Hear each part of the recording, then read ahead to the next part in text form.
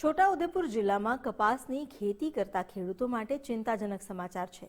CCI દ્વારા 27 ફેબ્રુઆરીથી ટેકાના ભાવ પર કપાસની ખરીદી બંધ કરવાનો નિર્ણય લેવાતા જગતનો તાત ચિંતામાં મુકાયો। છોટાઉદેપુર જિલ્લામાં ખાસ કરીને કપાસની ખેતી ખેડૂતો કરતા હોય છે। આ વર્ષે કપાસની ખેતીમાં સારું એવું ઉત્પાદન થયું છે। કેટલાક ખેડૂતોએ સીસીઆઈ થકી કપાસ વેચી યોગ્ય ભાવ પણ મેળવ્યા, પરંતુ ઘણા ખેડૂતોના ખેતરમાં હજુ પણ જીવડા છે અને ખેડૂતોના જણાવ્યા મુજબ કપાસ તૈયાર થવામાં અંદાજે 15 દિવસનો સમય લાગી શકે છે। પરંતુ આ સ્થિતિમાં ખરીદી જો બંધ થઈ જાય છે તો ખેડૂતો સામે મોટું સંકટ ઊભું થશે। હવે તેઓ કપાસ સંગ્રહ કરી રાખે કે પછી ખાનગી વેપારીઓને ઓછા ભાવે વેચે તે બાબતે ચિંતિત છે। ખેડૂતોનો આક્ષેપ છે કે જ્યારે સરકારની એજન્સી ખરીદી બંધ કરે છે ત્યારે બજારમાં ખાનગી વેપારીઓનો દબદબો વધી જાય છે। ખેડૂતોની મજબૂરીનો ફાયદો ઉઠાવી ઓછા ભાવે કપાસ ખરીદવામાં આવે છે, જેના કારણે તેમને આર્થિક નુકસાન વેઠવું પડે છે।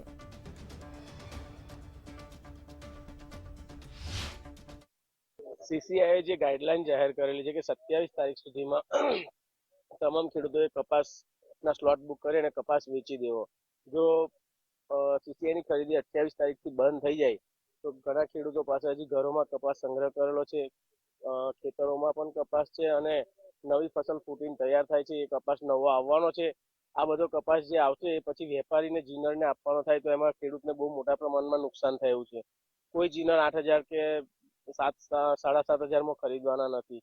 આ લોકોએ શરૂઆતમાં પણ 6,000, 5,500-6,000 ખરીદેલો છે અને જો સીસીઆઈની ખરીદી બંધ થાય તો ફરી પણ એ જ ભાવમાં ખરીદી ચાલે એવી એમને 100% ખબર છે। જેથી સીસીઆઈની ખરીદી ચાલુ રહેવી જોઈએ તો ખેડૂતને ફાયદો થાય। સરકાર છે આ ખરીદી બંધ કરશે તો વેપારીઓને ના જેવી કિંમતની અંદર આપને કપાસ વેચવો પડશે અને ખેડૂતોને બહોળા પ્રમાણની અંદર નુકસાન થવાનું છે। તો અમારી સરકાર પાસે એક માગણી છે કે સરકાર લાંબા સમય સુધી કપાસની ખરીદી ચાલુ રાખે, કારણ કે પાછળની ફૂટ બી હજુ આવવાની હવે શરૂઆત થઈ જશે તો ટૂંક સમયની અંદર પાછળની ફૂટના બી કપાસ આવશે। તો સરકારશ્રીને અમારી નમ્ર અપીલ છે કે આપણે કપાસ લાંબા સમય સુધી ખરીદે।